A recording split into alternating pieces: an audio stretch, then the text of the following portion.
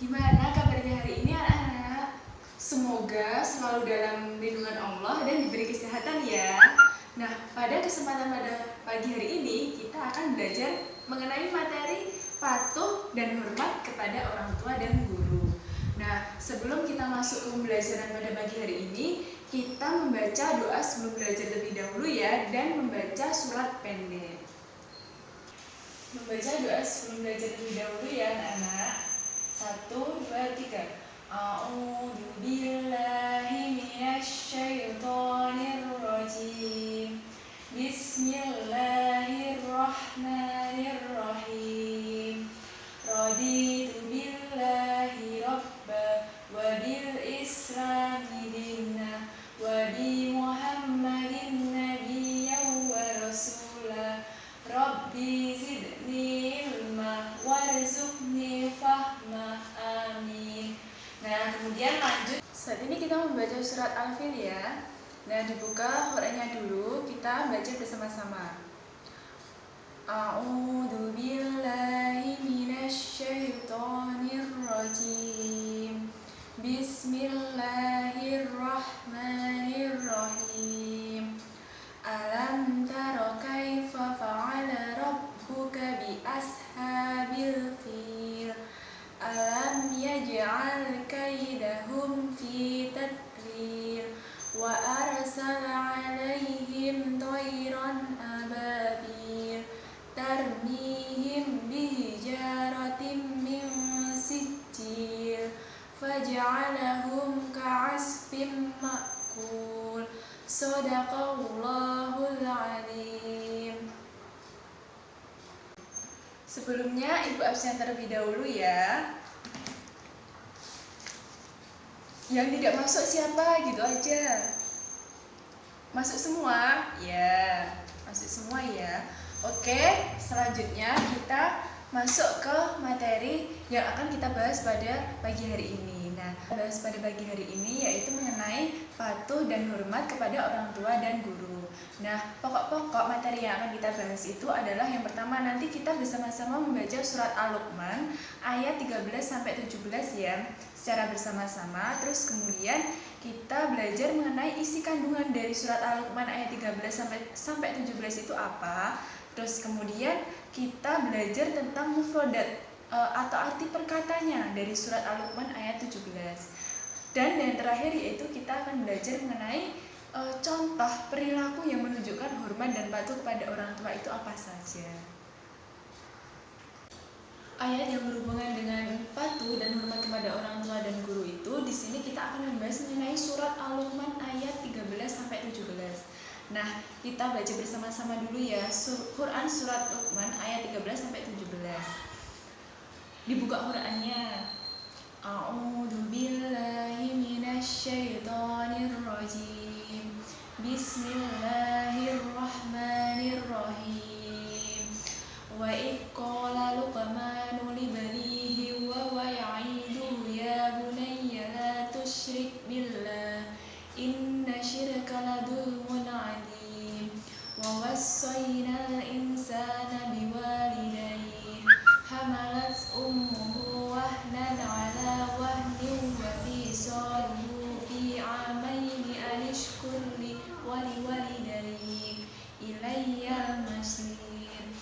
Wa in jahadaka 'ala an tusyrika bima laysa laka bihi 'ilmun fala tuti'huma wa sahibhuma fid dunya ma'rufa wattabi' sabila man anaba ilayya thumma ilayya marji'ukum fa'unabbi'ukum bima kuntum ta'malun. Ya bunayya innaha in taku misqala habbatin min khardalin fatakun fi sahratin aw fis samawati aw fil ardi ya'ti bihallah innallaha latifun khabir. Ya bunayya aqimis sholata wa'mur bil ma'rufi wanha 'anil munkari wasbir 'ala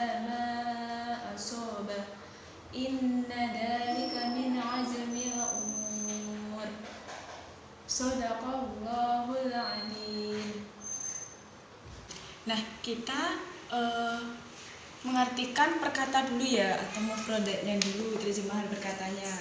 Nah, dari wa'id qala Luqmanu artinya apa?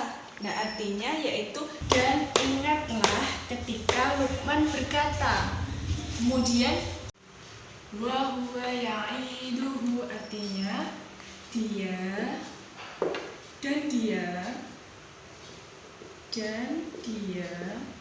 memberi pelajaran kepadanya.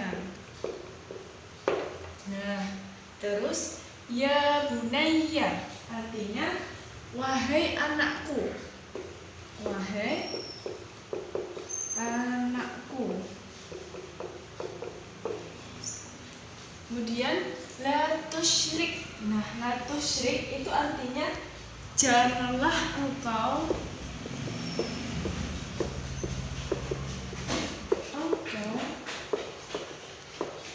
menyekutukan.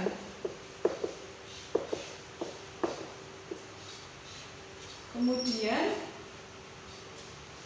wawasaina artinya dan kami perintahkan.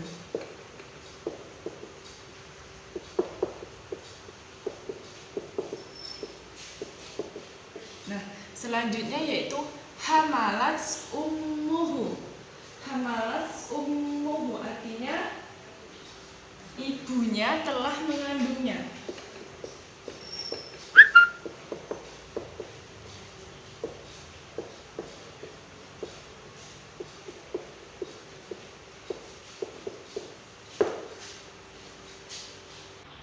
Nah, selanjutnya yaitu mengenai tadi kan udah kita belajar mengenai kosakatanya, perkatanya kan dari mufradatnya surat Al-Luqman ayat 13 sampai 17. Nah, sekarang kita membahas mengenai isi kandungannya dari ayat 13 sampai 17 dari surat Al-Luqman.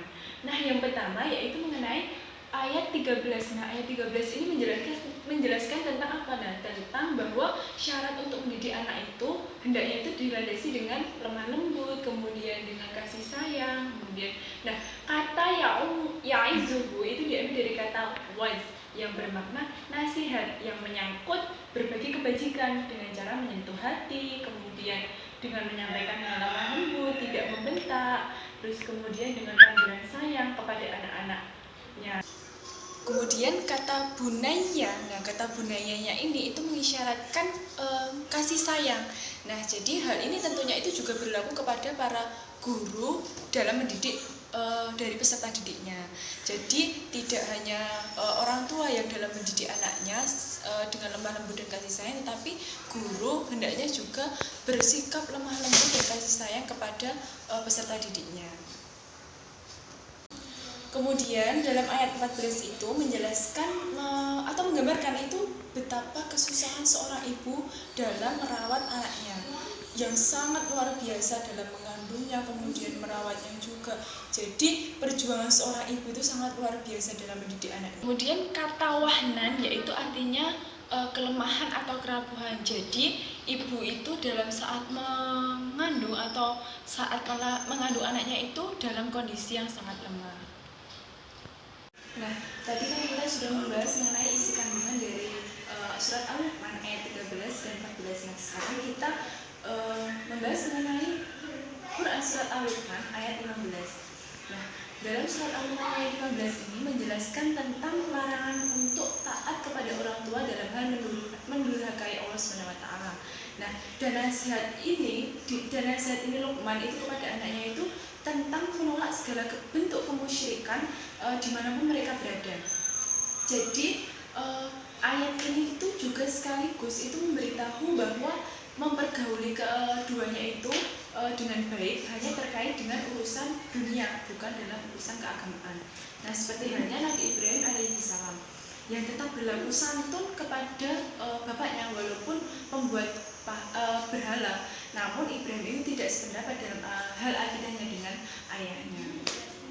Kemudian pada ayat 16 itu terdapat kata latif yang memiliki arti lembut, halus atau kecil. Nah, dari makna ini muncul makna ketersembunyian dan ketelitian. Menurut Imam Al-Ghazali itu menjelaskan bahwa yang berhak menyandang sifat ini hanyalah Allah SWT. Dialah yang mengetahui perincian semua kemaslahatan dan seluk-beluk rahasianya. Karena Allah SWT itu selalu menghendaki kemaslahatan untuk makhluknya. Ayat ini juga menegaskan atau menggambarkan itu atas kekuasaan Allah SWT. Yaitu kita akan membahas mengenai perilaku atau sikap yang mencerminkan patuh dan hormat kepada orang tua dan guru. Nah, yang pertama yaitu satu, kita tetap mengisahkan Allah SWT bahwa Allah itu satu dan tidak boleh mempersekutukannya. Nah, yang kemudian kedua yaitu selalu berbuat baik kepada orang tua, terutama kita berbuat baik kepada ibu, karena ibu yang susah payah telah mengandung kita, kemudian telah merawat kita dalam kepayahan dan mendidik kita sebagai ungkapan terima kasih kepada mereka. Nah, yang ketiga yaitu mengenai membiasakan diri untuk berbuat baik dan mentaati orang tua sepanjang tidak untuk berbuat maksiat. Selanjutnya yaitu kita itu membiasakan diri untuk berbuat baik itu kepada orang tua selagi kita itu mentaatinya dalam hal kebaikan, jadi tidak dalam hal-hal maksiat. Jadi kalau semua dalam hal-hal maksiat itu kita tidak diperbolehkan untuk mentaati ke orang tua, kepada orang tua. Jadi kita harus mentaati orang tua itu dalam hal baik atau dalam hal-hal kebaikan. Yang keempat yaitu selalu berbuat baik, karena sekecil apapun perbuatan kita itu akan dicatat amalnya oleh Allah SWT. Jadi baik perbuatan baik atau perbuatan jelek itu akan mendapatkan balasan dari Allah SWT. Jadi kita sebisa mungkin untuk selalu berbuat baik kepada orang lain, kepada siapapun itu, dan menghindari nahi munkar, berbuat kejelekan. Kemudian yang terakhir yaitu senantiasa menjalankan sholat. Nah, amar ma'ruf nahi munkar dan bersabar. Jadi karena sholat itu adalah salah satu tiang agama, jadi kita berkewajiban untuk selalu melaksanakan sholat dan melakukan kebaikan serta menjauhi larangan dan selalu bersabar karena Allah SWT. Nah, itu tadi materi pokok yang kita bahas pada pagi hari ini. Nah, jadi kesimpulannya apa anak-anak? Kesimpulannya yaitu kita wajib untuk patuh dan hormat kepada orang tua dan guru. Namun tidak hanya patuh kepada orang tua, tapi guru juga harus kita patuh dan hormati, karena guru itu sangat besar jasanya itu bagi kita, bagi masyarakat, bagi bangsa dan negara.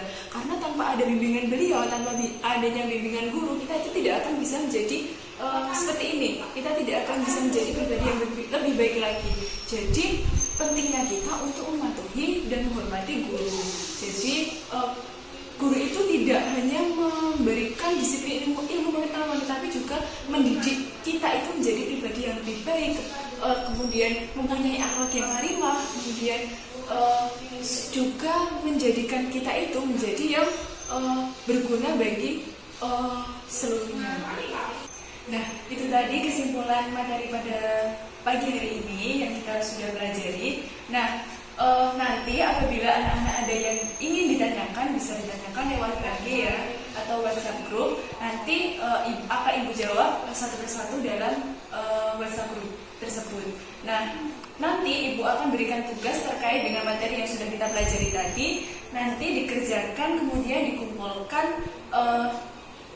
hari Senin ya. Nah, hari Senin harus sudah dikumpulkan ke ibu. Nanti jika sudah konfirmasi ke Ibu Nadia. Nah, sekian pembelajaran pada pagi hari ini. Apabila ibu ada salah, ibu mohon maaf. Wabillahi taufiq wal hidayah. Wassalamualaikum.